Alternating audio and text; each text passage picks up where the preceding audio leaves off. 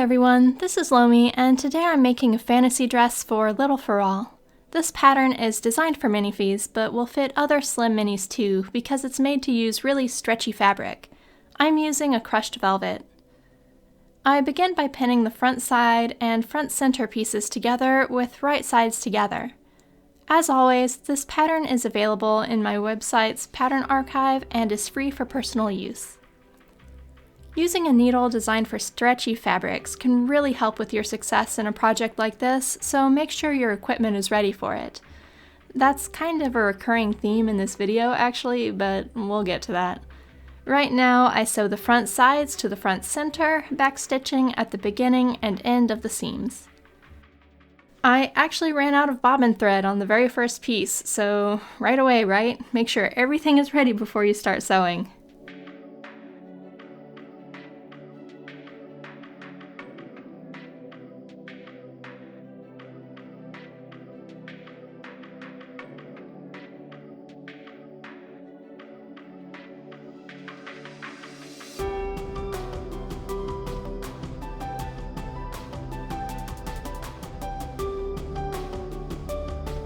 After the front is completed, the front and back pieces go together at the shoulder with right sides together.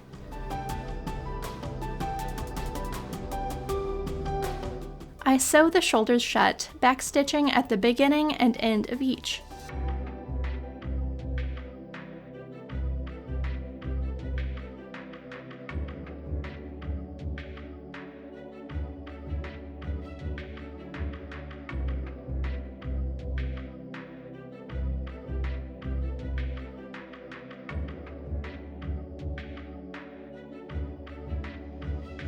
Because this is for a smaller doll and the fabric is kind of thick, I trim the seam allowances closer to the new seams and then finish them with a zigzag stitch to keep them small and tidy.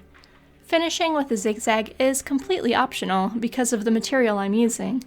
A knit fabric like this won't fray, but I like how clean it looks on the inside when it's finished this way.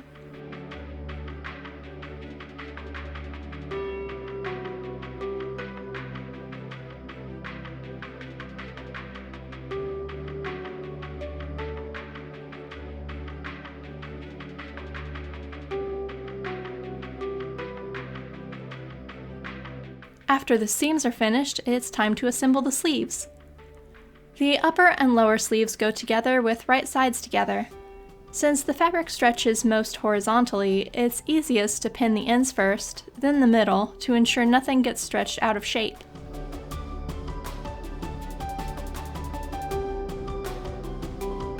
I sew both sleeves together the same way.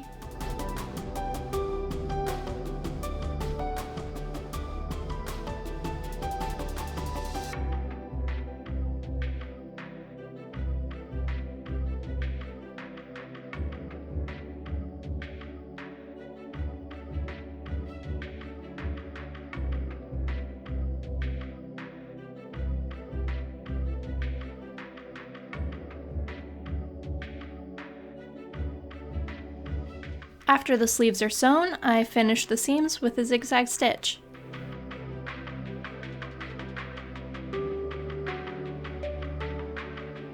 To attach the sleeves to the body of the dress, the sleeve and the dress go together with right sides together, and I pin the ends of the sleeve's bell-shaped top into the ends of the armhole in the dress. The bell curve is a lot bigger than the armhole because it's made to be slightly gathered, which adds just a hint of volume at the doll's shoulders. I use a needle and thread to gather the top of the sleeve so that it shrinks to the right size to fit in the top of the armhole. I pin the material in place and repeat the process for the sleeve on the other side.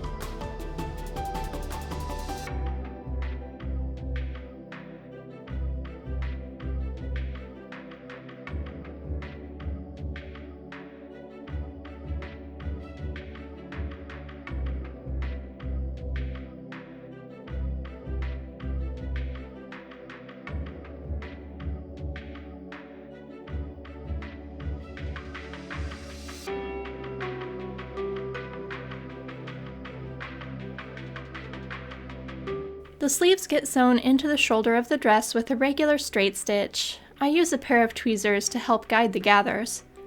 I'm also finding that the tweezers are awesome for removing pins without pricking myself in tight places, so even though I've only used them for small doll clothing in the past, I'm kind of enjoying using them for everything now.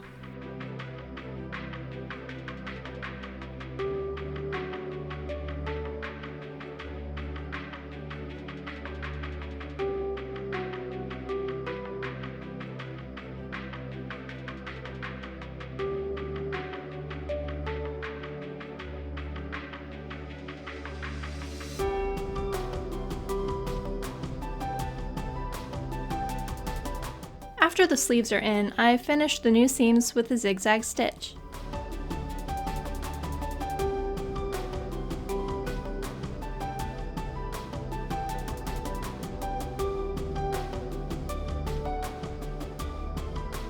Optionally at this point, you can add some trim to the seam where the upper and lower sleeve meet. I love the color combination of blue and gold.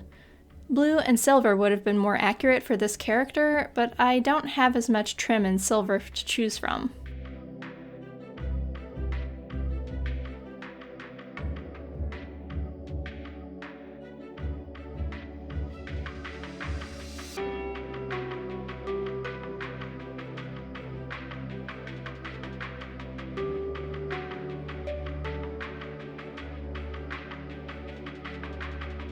Before the sleeves are sewn shut, it's a good idea to finish the end of the sleeve by turning the edge in by 1/4 inch, pinning it in place, and then sewing it down. This is an optional step, of course, and can be left, but I find that knit fabrics that aren't hemmed tend to roll up badly, and that won't always look nice. You can counteract this by weighting the edge down with the trim sewn to it, but I want a gap between the end of the sleeve and the trim I'll be using, so hemming the sleeve is the best option for my project in particular. Your preferences may vary, and the material you choose may have different needs.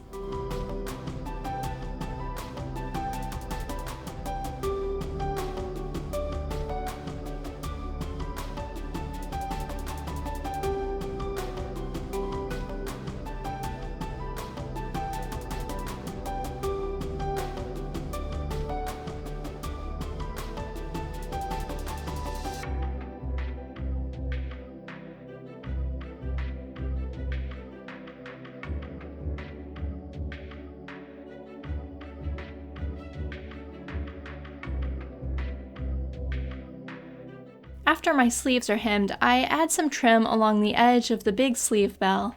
This particular trim likes to try and fold up on itself as I sew, so it ends up being kind of a pain to work with, but I like the end result.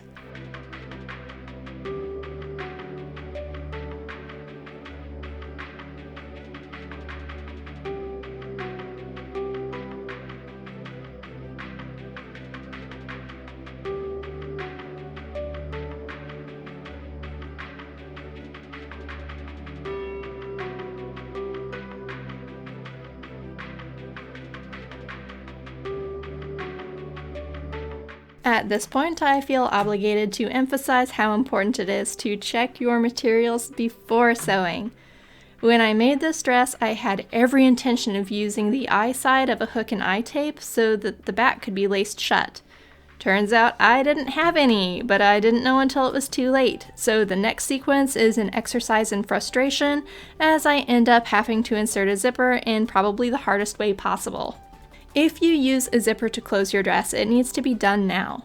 You'll begin with the dress flat, with the sleeves open and the back open. The zipper gets installed first, so it can be sewn in with the dress flat and wide open, so it can be done easily with no fabric in your way. Then the lower part of the back seam can be closed. This would be the correct and easy way to install a rear zipper closure for this garment. Is it how I do it though? No, it's not, because I didn't check my materials to make sure I had what I needed when I started. So now you get to watch me struggle. Ideally, after your zipper is installed, you would then close the sides of the dress by pinning the bottom edge of the sleeve closed, continuing to the side of the dress, and pinning the whole side of the dress closed.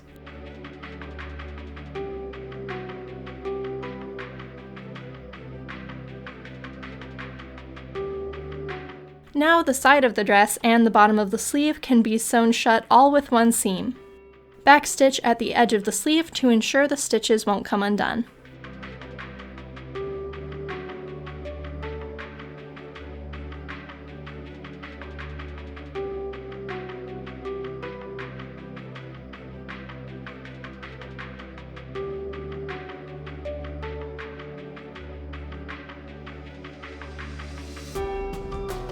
Both sides get sewn closed the same way. Then I finish these new seams with a zigzag stitch.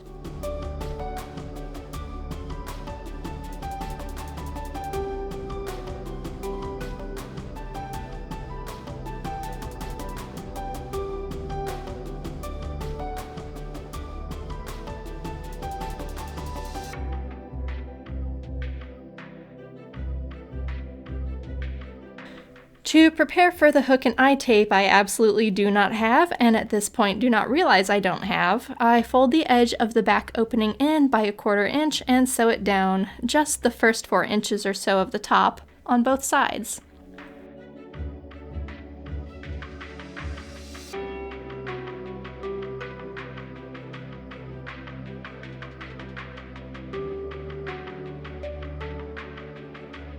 Then I discovered I don't have any hook and eye tape. It would have been so easy to just lay it on the inside and sew it in place while the back is open, but this is what I get for not double checking. So now I put the zipper on the inside of my opening, switch to my zipper foot, and sewing that first side in is pretty easy since it's just a matter of sewing straight down. And I see that's not in focus, but my camera's been having issues, and that's just the kind of month it's been.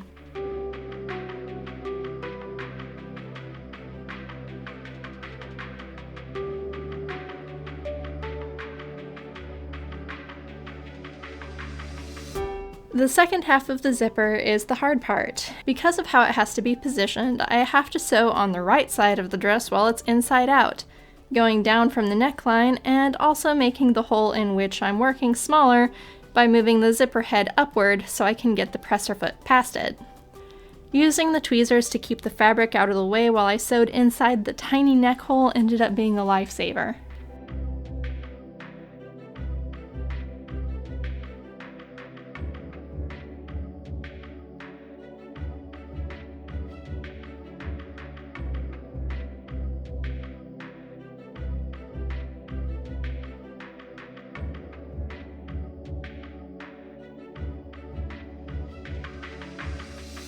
It worked in the end, and I was able to fold the back of the dress closed and sew from the bottom of the zipper to the hem to finish it as I planned originally.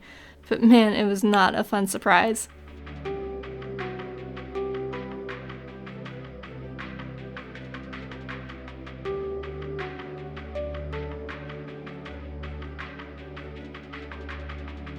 After the surprise zipper is set, I finish the neck by folding it to the inside by 1/4 inch, pinning it, and sewing it down.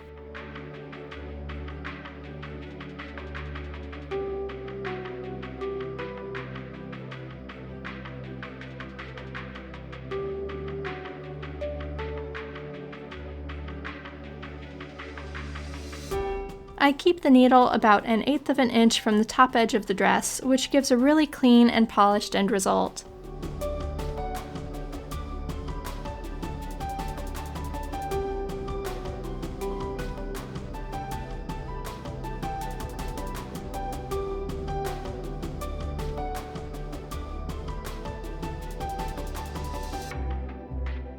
Last up is hemming the bottom of the skirt. Like with the sleeves, this is optional because knit fabrics won't fray, but the sewn hem always looks a little nicer.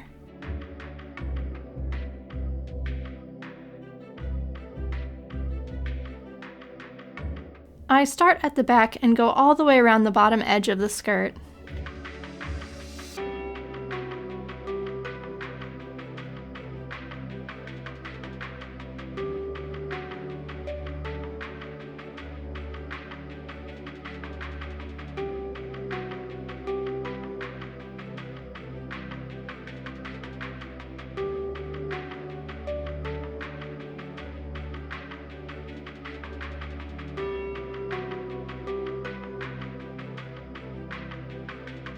Isn't it pretty? At the very end, I decide to use some gold leaf trim I've been saving for a while. I'll need to press the dress later to make the leaves lay flat, but I sew the trim on with a zigzag stitch using clear nylon thread on top so it doesn't distract from the gold. And that's it! A little gold ribbon to tie around the waist just to look pretty, and this dress is now complete. Despite the unexpected surprises, it was still a fun project, and I like how it came together in the end. That's all for today though. Thanks for watching! Bye.